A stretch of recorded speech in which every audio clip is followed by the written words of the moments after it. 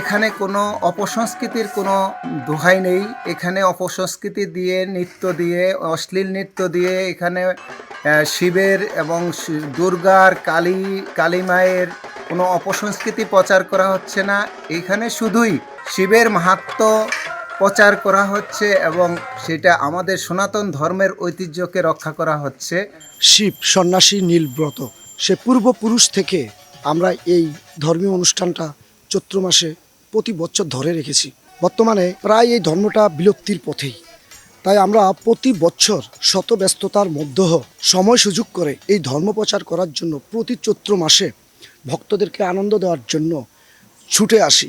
এই শিব ভক্তরা যারা আছেন এবং ধর্ম পালন যারা আমরা করি, আমরা সামনের দিকে আরও যেন সুন্দরভাবে এই নীল সন্ন্যাসব্রত করতে পারি। সবাই আমাদের পাশে থাকবেন। আমরা যেন বাবার নাম ঘরে ঘরে পৌঁছিয়ে দিয়ে যেন আমরা আরও আনন্দিত হই, আমরা আরও উৎসাহিত হতে পারি।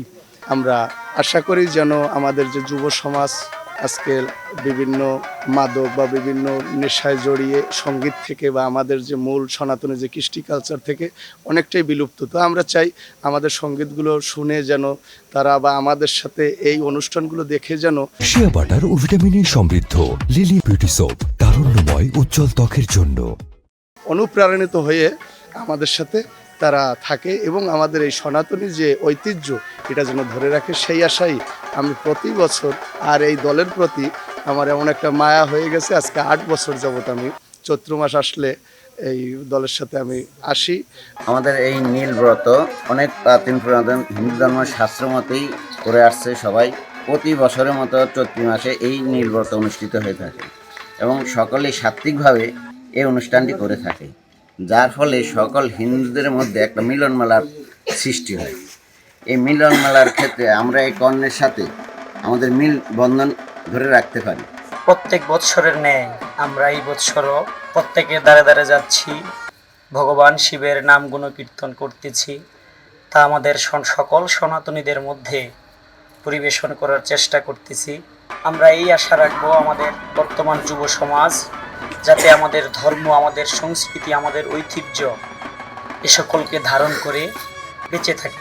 ভোলাতে প্রায় 350 বছর আগ থেকে চৈত্র মাসের সংক্রান্তিতে নীলষষ্ঠী ব্রত উপলক্ষে আমরা সন্ন্যাস গ্রহণ করে থাকি।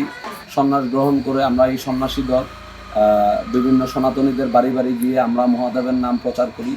এটা গাজন উৎসবের একটা অংশ এবং এই আমাদের এই উৎসব শেষে আমরা নীলষষ্ঠী পূজা যেই দিন হয় ওই দিন শিবগরির সাজে আমরা গৃহ পরিক্রমা করে থাকি। আমরা বহু বছর ধরে এই ঐতিহ্য ধরে রেখেছি। বিগত 350 বছর ধরে এই ভোলা জেলায় এই নীলষষ্ঠী ব্রত পালন করা হচ্ছে। আমাদের সনাতন ধর্মের যে শিবের যে মাহাত্ম্য এগুলো খুব সুন্দরভাবে তুলে ধরা হচ্ছে, আমরা সেগুলো লক্ষ্য করতে পারছি।